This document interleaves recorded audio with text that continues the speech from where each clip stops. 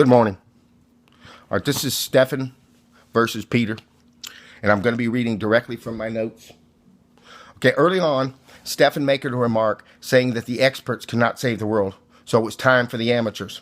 Peter acted like he didn't understand it.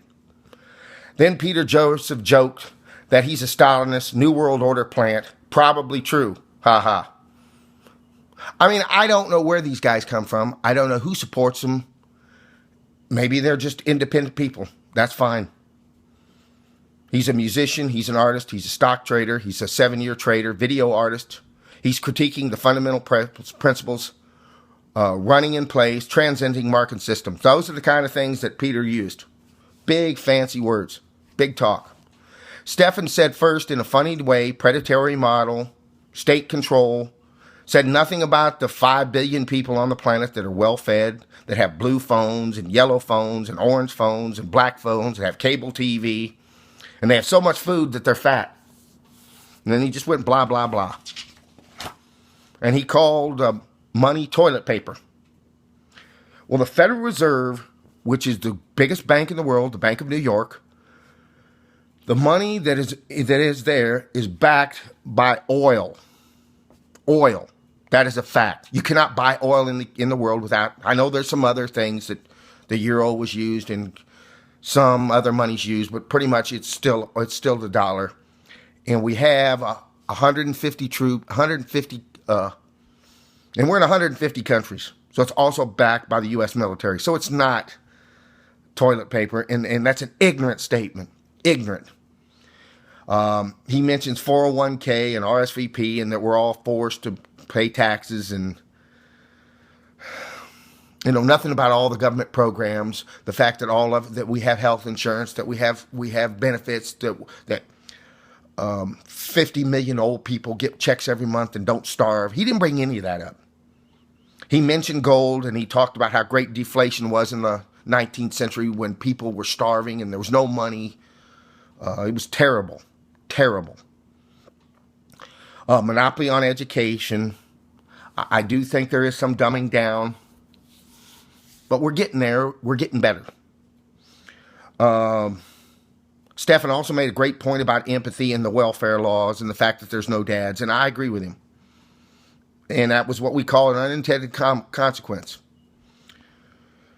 Then finally he said it's hard to make it worse than it already is when there's millions of people dying. PJ said that he 100% agree, and then he said Malthusian, he said truncated, he said ethos, he talked about dumbing down, he talked about structural violence. Now, structural violence is an important concept. Like, if you're sitting somewhere and you're starving to death and you're barely making enough money, you can't afford food stamps, you don't have health insurance, you've had a cough for 3 weeks and you keep coughing and you're stressed out all the time, it's going to wear on you. Your blood pressure is going to be higher. You're going to drop dead a lot sooner. I know several of my relatives that are men that make very good money, but, their bosses push them, and they have to work long hours. Guys like that don't live much into their 60s. They drop dead. That's structural violence, even though they're well paid and they're wealthy people. They have constant pressure, and they would never admit to being a problem, but the system works them to death. And this is very, very real.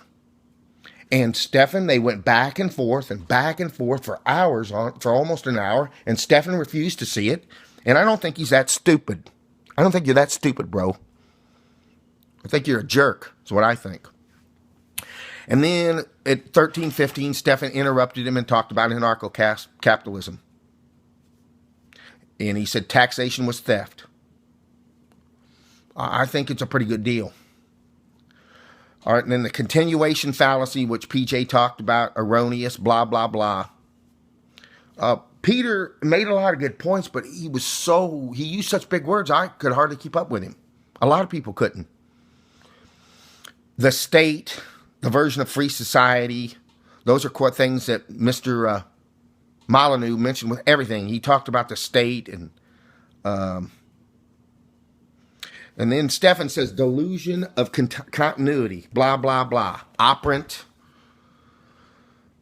I don't know. If I said operant on a date, I'm not expecting to get laid. All right.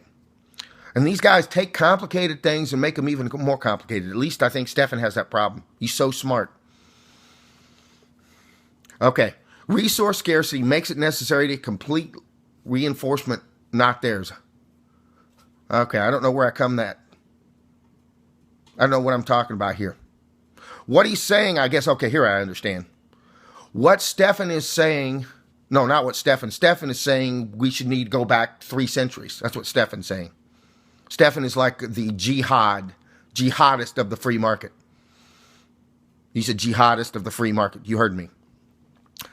What Peter's saying, that he's agreeing with Buckminster Fuller, he's agreeing with Jacques Fresco that we have the resources to solve our problems and we don't need to starve. But he didn't say that. Okay, then he interrupts. Then he asks questions. Then Stephen says PJ never ran a business and acted like you're an idiot. You never ran a business. Called Peter Joseph a stockbroker. PJ's story about the company going broke. Then PJ said there's more slaves than ever in human history. Well, because there's more people, bro. More people. Percentage-wise, it's way down. And then Stephen Molyneux pointed out that bankruptcy and Visa, the Visa thing that one of the guys were invented by the state. That's not true. Bankruptcy was not invented by the state. According to Dr. Michael Hudson, the professor at Missouri, one of the most brilliant people in the world, he said that bankruptcy came back to Babylon 7,000 years ago. And it's in the Bible.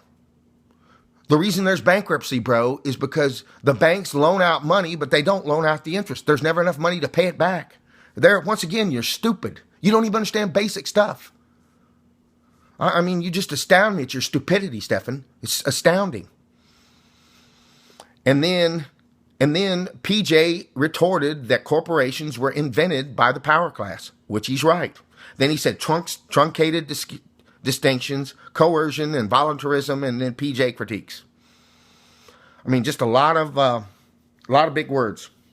And then Stephen Molyneux, way into that, asked for proof. Like all these arguments weren't proof. Like he had any proof. And then PJ asked about killing 200 people versus 200,000. Then Stephen Molyneux said, well, what if my daughter was one of the people? He was making an analogy that if you had a disease that was killing 200,000 people, that you would do that one. I was just making a continuum, just trying to make an argument. And Stephen wouldn't have any of it because he's a jerk. He's just an argurator. That's all he is to say. He's an argurator. Then PJ discusses structural violence, Gabriel Maté, leading cause of death in the world with structural violence, which I don't know. Those are assertions. I think he makes a good point. And then Stephen Molyneux asked for a definition of structural violence, and then he looks clueless. And I hope he's not that stupid. Then he quoted financial data for the top 5 reasons for divorce. So he went online, went to this thing, and Peter says that divorces happen because of no money. And then Stephen went and found this thing where none of it said no money. And that was his facts. Some stupid little study in Britain. I mean, really cute. You're really cute, Stephen. You're a cute guy. You're a cute. I resent it. I resent it. I resent the way you talk to him, and I resent you. Okay, you see that? I resent you. And then he called his study facts, and then he said PJ dismisses income taxes. All right. Uses cell phone as to how great the marketplace is. Then Stephen used an example. Oh, marketplace. Oh, the cell phone went down. All right. Peter said 600,000 people have died since this happened. In other words, and since the point where we could feed everybody, 600,000 people died. Then he defined the free market, free exchange, and non-coercion. PJ essentially says we're in a post-scarcity world. Then he quoted Gandhi as saying that Gandhi had said that structural violence was the worst type of violence. All right, well, I got about 10 minutes in. So we've gone so far. I still don't say that Peter won because he's too wordy and he's ungraspable. But Stephen is just a prick. That's all I can say. Bye-bye.